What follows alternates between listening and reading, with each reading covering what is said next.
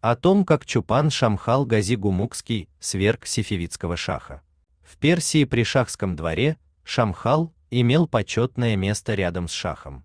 Согласно А. Каяеву, влияние Чупан Шамхала Гази Гумукского на Кавказе было большим, так что он вмешивался в дела престола наследия в Персии.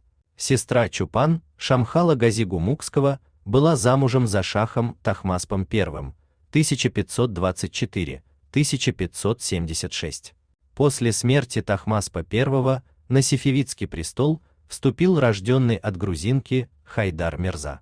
Дочь покойного шаха Парихан Ханум, видя такой оборот событий, тотчас оповестила об этом своего дядю Чупан Шамхала Гази Гумукского. Спустя время Чупан Шамхал Гази Гумукский с союзниками посреди ночи прибыли во всеоружии, пешком и на конях, вторглись в столицу Тебриз.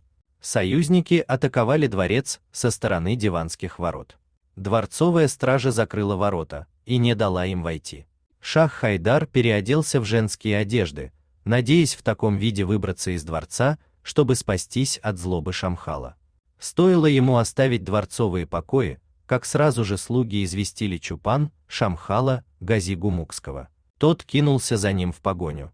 Шах Хайдар, когда Шамхал сорвал с его головы чадру, ухватился за кинжал и бросился на Шамхала. Тем временем союзники разломали ворота и проникли в диван-хане.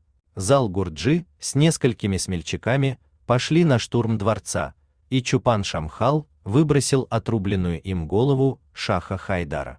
Несмотря на то, что шах был свергнут и убит, Шамхалу и союзникам не получилось поставить своего ставленника. Источник: Шараф хан ибн Шамсадин Бидлиси, Шараф, Наме, том 2.